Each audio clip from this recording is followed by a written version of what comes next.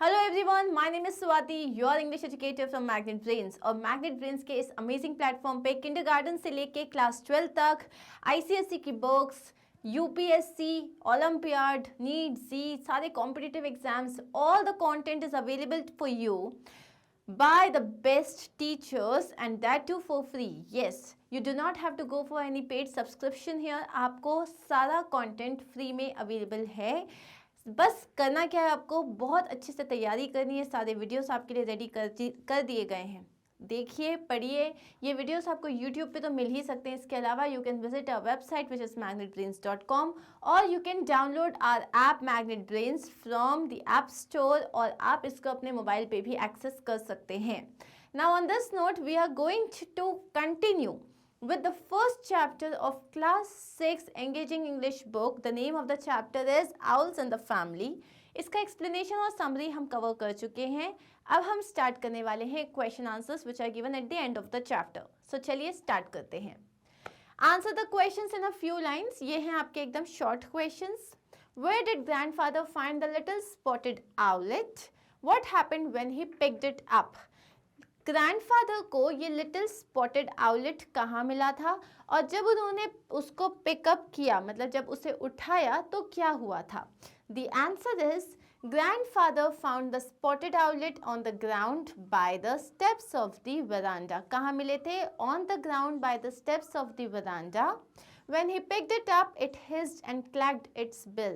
जब उन्होंने उसको उठाया तो उसने hissing sound produce किया and it clacked its bill, मतलब उसने अपने चोंच को clack किया था। Next question. Describe the appearance and habits of spotted owlets. यहाँ पे हमें spotted owlets की habits plus उनके जो basic appearance है उसके बारे में बताना है। The spotted owlets are small in size like मैनास and they have soft looks. पहले हम appearance के बारे में बता रहे हैं कि ये जो fully grown जब हो जाते हैं तब भी they are not more than the size of a मैना और उनके face पे एकदम sinister look नहीं होता, एकदम terrifying look नहीं होता. They have soft looks. They are often found nesting in tamarind and mango trees. अब ये usually जो है इमली के पेड़ पे या आम के पेड़ पे nesting मतलब रहते हुए दिखाई देते हैं.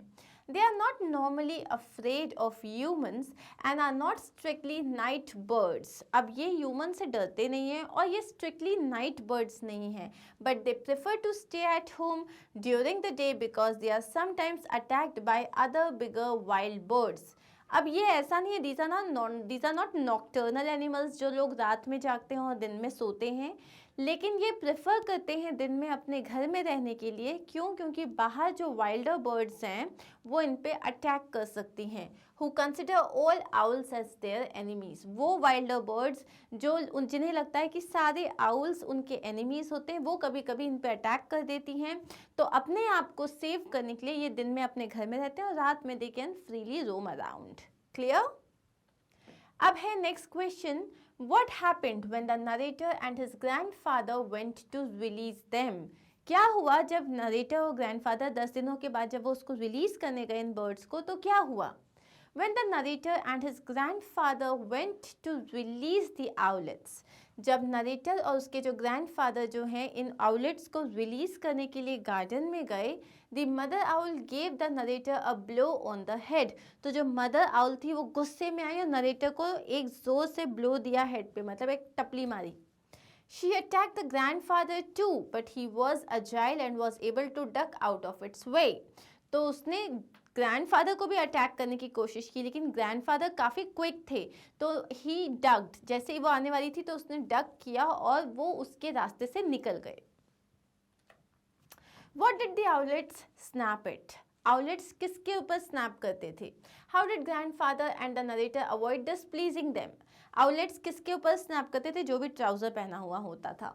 सो the owlets snapped at anybody in trousers. Owlets उनके ऊपर स्नैप करते थे, मतलब चिढ़ते थे या उनके ऊपर जो है अटैक करते थे जो ट्राउजर्स पहने थे। अब ग्रैंडफादर और जो हमारे नरेटर है वो क्या करते थे उनको फीड कराने के लिए, उनको नहीं डिसप्लीज करने के लिए? Grandfather wore a petticoat while feeding them and the narrator used an apron to avoid displeasing them. So grandfather क्या करते थे? पेटीकोट पहन लेते थे और नरेटर एक एप्रन पहन लेता था उनको डिस्प्लीज ना करने के लिए। What did the owlets do at night? अब रात के समय ये owlets क्या करते थे? At night, the owlets caught beetles in the kitchen quarters of the house. They moved freely all around the house. अब रात में ये लोग किचन में जो बीटल्स होते थे उनको कैच करते थे, प्लस वो रात भर जहाँ उनका मन करता था वहाँ वो उड़ते थे. They could exercise everywhere without any issue.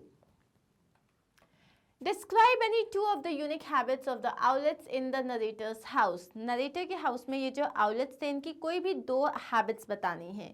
Unique habits.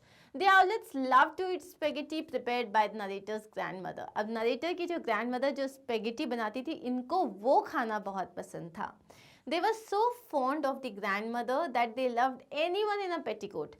उन्हें grandmother इतनी पसंद थी कि कोई भी जो भी petticoat में दिखता था वो उनको पसंद करते थे.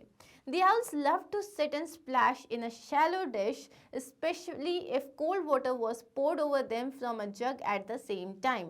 उन्हें एक छोटे से शैलो डिश में जिसमें पानी होता था उसमें स्प्लैश करना बहुत अच्छा लगता था, स्पेशली अगर किसी जग से उनके ऊपर ठंडा पानी डाला जाए.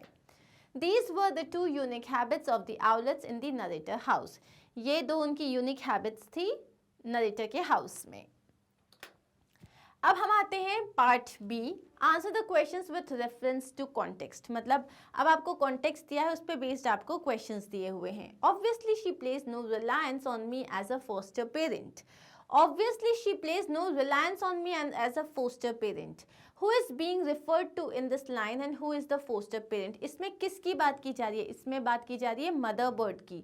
और फोस्टर पेरेंट किसको कह रहे हैं? नरेटर को कह रहे हैं. So the mother owl is being referred to in this line and the narrator is the foster parent here. What made the speaker say this? Speaker ने ऐसा क्यों कहा? The mother owl came in the middle of the night and left a dead mouse with its tail plugged through the mosquito net. अब mother bird को क्या लग रहा था, पता नहीं ये लोग मेरे बच्चों को खाना देंगे नहीं देंगे, उनको ढंग से रखेंगे या नहीं रखेंगे. तो अपने बच्चों का ख्याल रखने के लिए, क्योंकि she thought that these people were not reliable, तो उसने क्या किया, एक डेड माउस लेके आई और उसको उस मॉस्किटो नेट के तरफ पे टांग दिया ताकि जो बच्चे हैं जब उसे देखें तो खा लें. And they are all fine. So the mother owl came in the middle of the night. वो रात के बीच में आई and left a dead mouse with its tail plugged through the mosquito net. और एक डेड माउस को उन्होंने जिसकी tell को मॉस्किटो नेट में प्लग किया और छोड़ के चली गई. So the author says that maybe the mother did not trust him as a foster parent. तो इसलिए हमारे author कह रहे हैं कि हो सकता है वो मुझे as a foster parent trust ही नहीं कर रही थी. Now there is an unselfish mother for you. ये किसने कहा था? Who said and this to whom? ये grandfather ने कहा था narrator से. So the grandfather said this to the narrator, not to the owlets, narrator. What made him say so? अब ये grandfather ने क्यों कहा? The narrator's family thought that the mother owl would take her family away from their household by the next morning. सबको क्या लगा था कि जैसे ये लोग इसे रिलीज करेंगे तो मदर बर्ड आएगी, अपने बच्चों को लेगी और वहाँ से चली जाएगी. However, they found the owlet standing on the wall just outside the door and the mother owl was sitting on the bird bath 10 yards away. लेकिन उन्होंने अगले दिन सुबह उठ के क्या देखा कि जस्ट वरांडा के बाहर, मतलब जहाँ से आप डोर ओपन करते हो उसके सामने वाली वॉल पे ही दोनों बच्चे थे, आउल्स थे, और उससे 10 यार्ड्स दूर जो थी बर्ड बाथ पे उनकी मदर बर्ड थी. She brought the owlets to the narrator's house so that they could get a better home. अब वो ये आउलेट्स को नरेटर के घर में लेके आई थी ताकि उनको एक बेहतर घर मिले. She made this choice which meant that she could not live with the owlets and this made the grandfather say so. उसने एक चॉइस लिया कि अपने बच्चों को वो दूसरों के घर रख रही है ताकि उनका बेटर उनकी परवरिश हो सके, और इसी बात को सोचते हुए ग्रैंडफादर ने कहा कि यहाँ पे तुम एक अनसेल्फिश मदर को देख सकते हो. She would run shrieking from the room every time one of the birds sidled up to her in a friendly manner. अब हम यहाँ किसके बारे में बात करें? Who is being talked about in this line? इस लाइन में हम आंट मेबल के बारे में बात कर रहे हैं. So Aunt Mabel is being talked about in this line. Why do you think the birds behave this way? अब birds जो थे ऐसे क्यों behave करते थे? The birds behaved that way because they were familiar with grandmother who wore a petticoat while feeding them with spaghetti frequently. अब जो birds थी उनको किस चीज़ की आदत थी? ग्रैंडमदर की, कि जब भी वो उन्हें स्पेगेटी खिलाती थी तो वो एक पेटीकोट पहना करती थी। तो यहाँ पे क्या हुआ, तो कोई भी anyone who was dressed in a petticoat वो उसे बहुत पसंद करते थे। आंट मेबल पेटीकोट पहनती थी, इसलिए वो उनको भी बहुत पसंद करते थे। अब आते हैं हम सी पार्ट में, think and answer. What kind of a person was grandmother? Why do you think she took a liking to the owlets? Grandmother कैसी थी? Grandmother was a kind and lovely person. वो एक kind और lovely person थी. She objected to all snakes, most monkeys and some crows, but she took a fancy to the owls. उनको सारे snakes से, कुछ monkeys और कुछ crows से प्रॉब्लम थी, लेकिन उनको ये owls बहुत पसंद थे. She frequently fed them spaghetti and was not terrified of them. वो उनको स्पेगेटी खिलाती थी और वो उनसे बिल्कुल भी नहीं डरती थी। अब है next question, how does this story address people supervisions about owls? ये जो स्टोरी है ये पीपल, लोगों के जो सुपरविजन होते हैं, मतलब सुपरस्टिशन होते हैं, सुपरविजन्स मतलब सुपरस्टिशंस जो होते हैं आउल्स के बारे में, उसको कैसे टैकल करती है? The hooting of owls is not a thing of bad omen but a natural call just like any other bird. जो हाउल्स हूट करते हैं लोग उसको बोलते हैं ये तो अपशगुन है, जबकि it's not a bad omen. ये this is just like a natural cry, जैसे स्पैरोस की क्राई होती है, पिजन्स की होती है, पैरट्स की होती है, वैसे ये एक नेचुरल क्राई है। It should not be looked at with fear or prejudice, but instead even owl should be considered a lovely bird. इसको एकदम ऐसे नहीं देखना चाहिए कि ओ माय गॉड ये कितनी डरावनी चीज़ है, या आप ये सोचो कि अरे आउल्स तो मतलब ख़राब बर्ड्स होते हैं। इनफैक्ट इनको भी ये लवली क्रिएचर्स होते हैं, इनको भी बहुत प्यार से देखना चाहिए। As a matter of fact, an owl's hoot is milder than many other birds, and these lovely birds travel over picturesque places. So ये जो आउल के जो हूट्स होते हैं ये बाकी के बर्ड्स से काफ़ी माइल्ड होते हैं, मतलब उतनी श्रीकिंग आवाज़ नहीं होती, और ये जो लवली बर्ड्स होते हैं ये बहुत ब्यूटीफुल प्लेसेस के ऊपर ट्रैवल करते हैं। So here we get to know that owls are not terrifying at all. अब लास्ट क्वेश्चन है, did you find the story humorous? Give instances from the story to support your answer. क्या तुम्हें ये story humorous लगी? Yes, I found the story humorous. The instances when grandfather had to wear petticoat to feed the owlets and the fun time the owlets had when they played in the water was humorous.